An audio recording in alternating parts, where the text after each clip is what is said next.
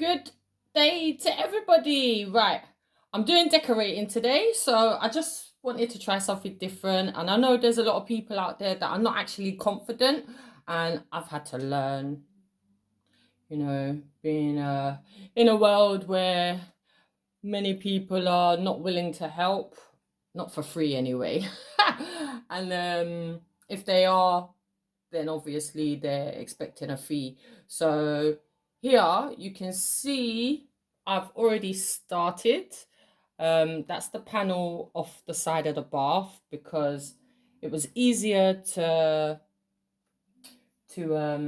take off and paint, because doing all the cutting and the edges would have made such a mess. So, and I don't want to, like, it's easy to remove the any gloss if you're using that kind of oil-based kind of paint from tiles, because you can just use a white spirit, but it's very difficult on the grout.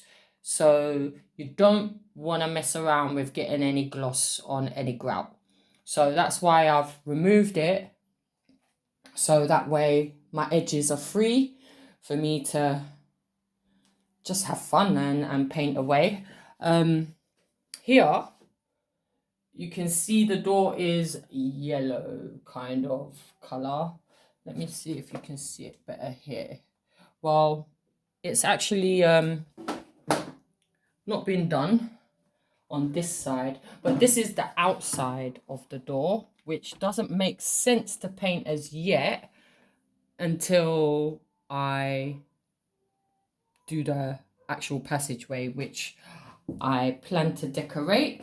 But as advice, if you was gonna paint any gloss or door finishes, woodwork, because of the finish, you don't wanna paint anything straight on there. I would advise that you degrease it, either using soapy water, sugar soap, bleach. You really need to remove the grease, and then you want to scour the surface, like to give it a gritty kind of finish, which makes it better for any new paint to actually seal and attach. Because it's a bathroom, if there's too much moisture, it will literally peel off like a cling film. So that's the reason why I would advise that you sand it down. But you want to degrease it first, give it a soft sand, not too heavy, because you don't want scorch marks when you put on a new paint.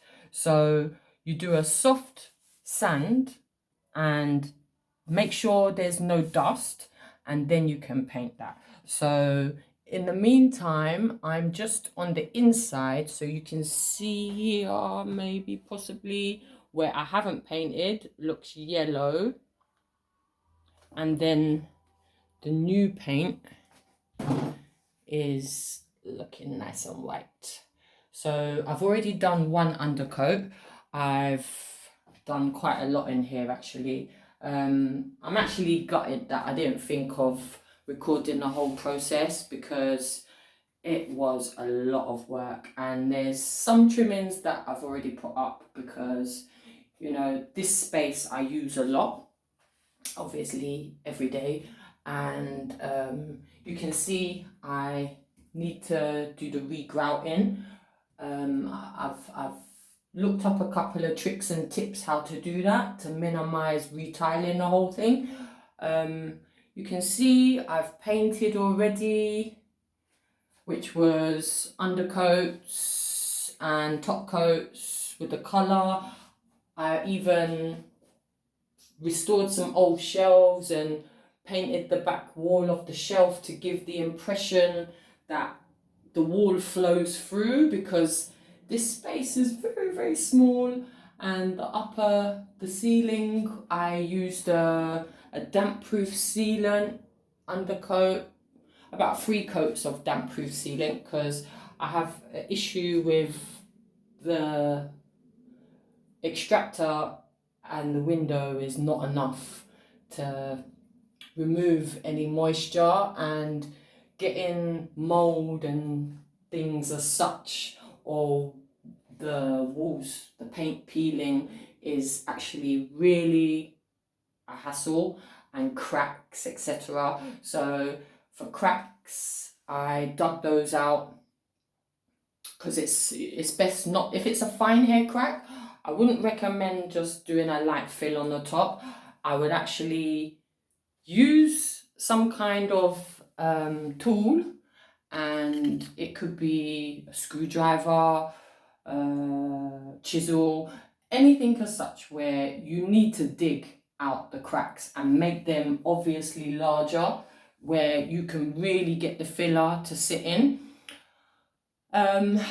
Here you can see I still have, I've been digging out the sealant around the edges of the window because they need to be refreshed. You can see where I've still got some to do going that way, and eventually I'll do that with the bath because there's mold and stuff you can see happening going on in there. And I'll just, and the people who done it, look how thick it is, it's disgusting, it's like really sloppy. So I had to put some things back in place so this room could be still functional.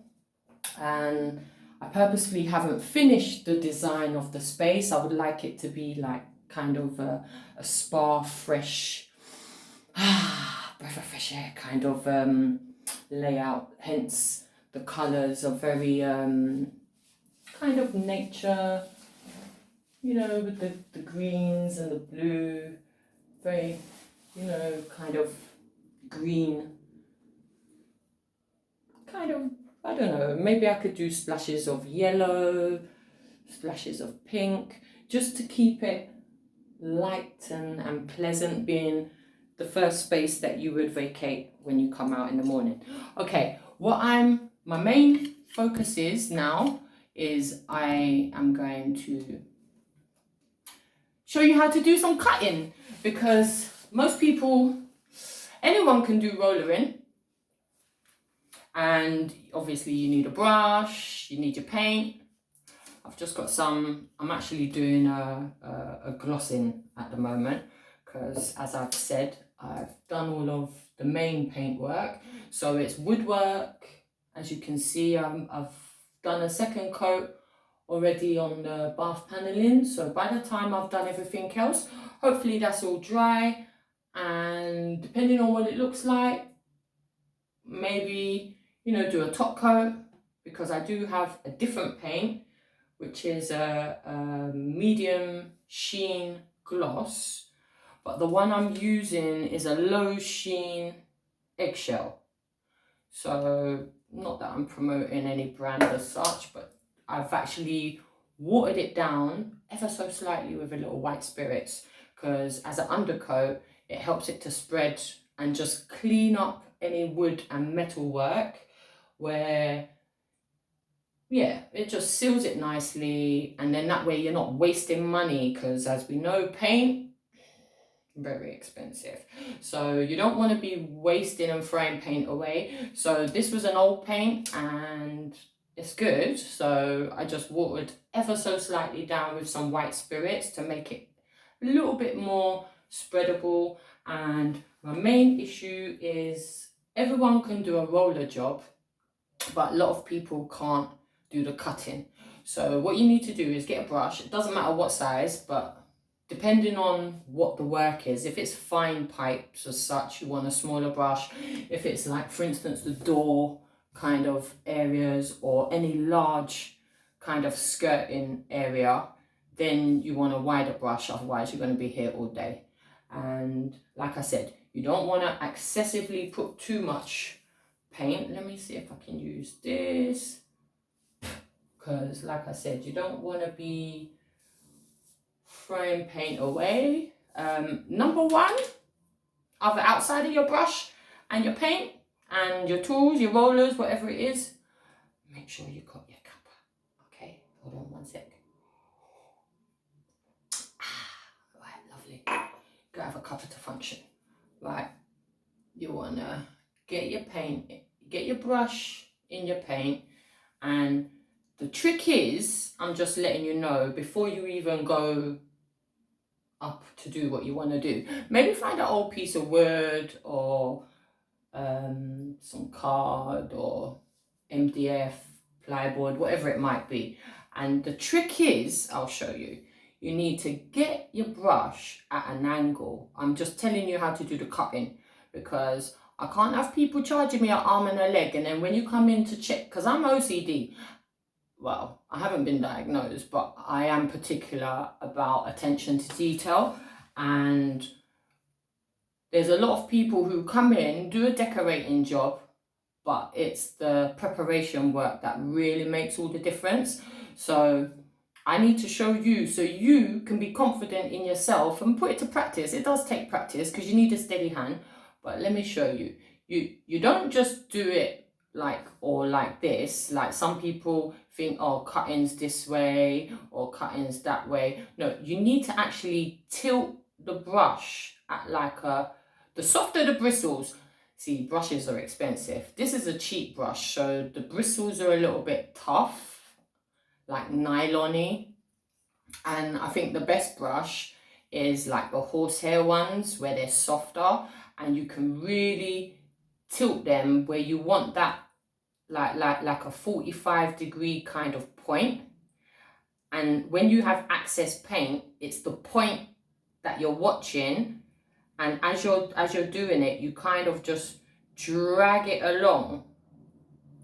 But wherever the highest bristle is where your line is going to be. So let me get closer so I can show you. So let's see if we can do it with a bit of paint. So let's say we want to leave like a 5mm gap on this piece of wood. Obviously I'm not going to go where that cement is, because I just found that underneath the bath. Got whatever else is under there. But wherever, when you tilt this at the 45, whatever is the highest bristle sticking out is where the most predominant line will start drawing. So when you have that bleed of excess paint coming off, always look at wherever the highest bristle is. Don't study the point at the 45. Look at the bristle of wherever the bleed is going. And don't go right up close to where you want, because you have to allow that excess paint to not go beyond, because then that's going to make a mess. And yeah, it could get really messy. It's okay to do that with emulsion kind of water-based paint, because it's easier to use a cloth to wipe off, but with gloss it just smudges everywhere. So you want to do it at a 45-degree, and if you can see, that way you leave enough space. Obviously you need a steady hand too, but you leave enough space. You purposefully allow that drag so the bleed doesn't overcompensate past the point of where you actually want it to be. And that's how you do the cutting, my friends. You get that? And if you've got too much paint, then you can just go over it again, but be very, very careful. Be very, very, very, very, very careful. And just cut in, just to take that bleed off and make it nice and straight.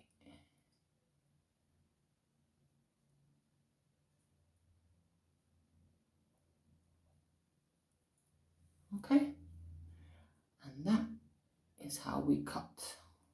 I don't, obviously there's a mess there towards this bit, but ignore that bit because I don't want to put no mess on the brush. But like I said, if you had a horsehair brush, like a better, softer, it will make it more flexy, whereas the nylon ones can be a little bit flicky. So you just want to, again, if I can straighten that out so I can show you how it goes.